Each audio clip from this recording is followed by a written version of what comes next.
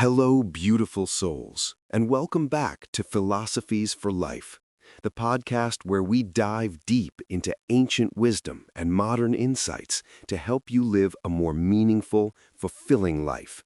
I'm your host, and I'm so thrilled to be sharing this space with you today. If you're new here, welcome to the family. And if you're a returning listener, thank you for trusting me to be part of your journey. Today, we're stepping into the timeless teachings of Gautam Buddha and exploring a profound story that he shared with his disciples, a story about a wealthy man who had everything, yet felt nothing but unrest in his heart. This tale isn't just a story, it's a mirror to our own lives, reflecting the eternal search for peace and the surprising places where we might find it. So grab a cozy spot, maybe a cup of tea, and let's embark on this journey together. Let's uncover why having it all doesn't always mean feeling it all, and how true peace comes from within. Let's start with the essence of this story, as shared by Gautam Buddha himself to his gathered disciples one serene morning. He spoke of a wealthy merchant, ascet, living in a grand mansion with millions in wealth, servants at his beck and call, and every material comfort one could dream of. Yet despite all this, the Seth's heart was restless. He couldn't find peace. Desperate, he sought out a sage in a distant town, hoping for a magical solution, a talisman, a ritual, anything to quiet his troubled mind. But the sage had other plans.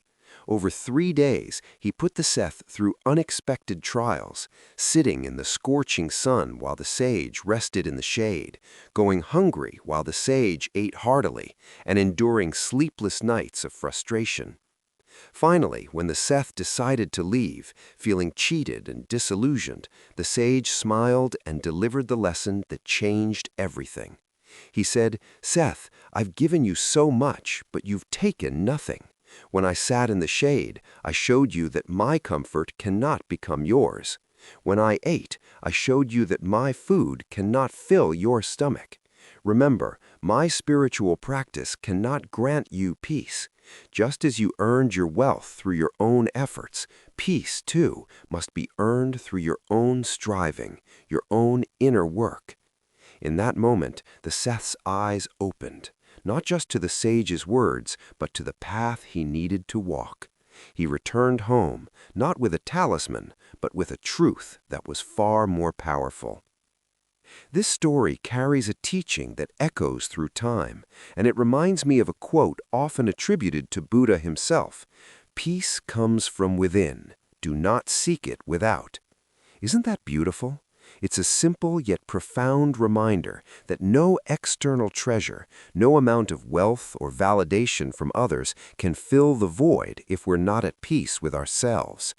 Another gem from Buddhist philosophy that ties into this story is, you yourself, as much as anybody in the entire universe, deserve your love and affection. These words hit deep because they challenge us to turn inward, to cultivate self-compassion and understanding rather than chasing external fixes for our inner struggles. Now, let's reflect on this story and these teachings through a philosophical lens. What Gautam Buddha and the sage in this tale are pointing to is a universal truth. The source of our suffering often lies in our attachment to external outcomes. The Seth had tied his happiness to material wealth, and when that didn't satisfy him, he sought a quick fix from the sage. But true peace isn't a commodity to be handed over. It's a state of being to be cultivated. Think about it. How often do we do this in our own lives? We think, if I just get that promotion, I'll be happy. Or if I can just buy that house, I'll feel secure. But the moment we achieve these things, the goalpost shifts and we're restless again. This story teaches us about the concept of aparigraha, non-attachment. It's not about renouncing everything. It's about not letting things own us. It's about finding contentment in the present, regardless of what we have or lack. This also connects to our mental and emotional well-being. The Seth's restlessness wasn't about his wealth, it was about his mind's inability to find stillness. How many of us carry that same unease? We live in a world that glorifies hustle and accumulation, but rarely teaches us how to sit with ourselves. The sage's harsh lessons, making the Seth endure heat and hunger, weren't cruelty. They were a mirror to show him that external conditions don't define inner peace. Spiritually, this story nudges us towards self-reliance. No guru, no mentor, no amount of money can do the inner work for us. We must walk that path ourselves with intention and effort. So, how do we apply this ancient wisdom to our modern lives? Let's break it down into practical steps. First, take a moment each day to check in with yourself. Ask, where am I seeking peace outside of me? Maybe it's in a relationship, a job, or even social media likes. Acknowledge that craving and then gently remind yourself that true contentment starts within. You don't need to sit in the sun for hours like the Seth, but you can practice small acts of detachment, maybe by unplugging from your phone for an hour and just breathing, noticing the world around you. Second, embrace the power of self-effort. The sage told the Seth that just as he earned his wealth with hard work, he must earn peace through his own striving. So, commit to a practice that nurtures your soul. It could be meditation, journaling, or even a quiet walk in nature. I remember a time in my own life when I was chasing external validation, thinking a bigger audience for this podcast would make me feel enough. But it wasn't until I started meditating daily, even for just 5 minutes, that I felt a shift. I realized my worth wasn't tied to numbers. It was in the joy of connecting with you, my listeners. Start small, but start somewhere. Lastly, practice gratitude for what you have right now. The Seth had everything, yet saw only lack. Flip that script.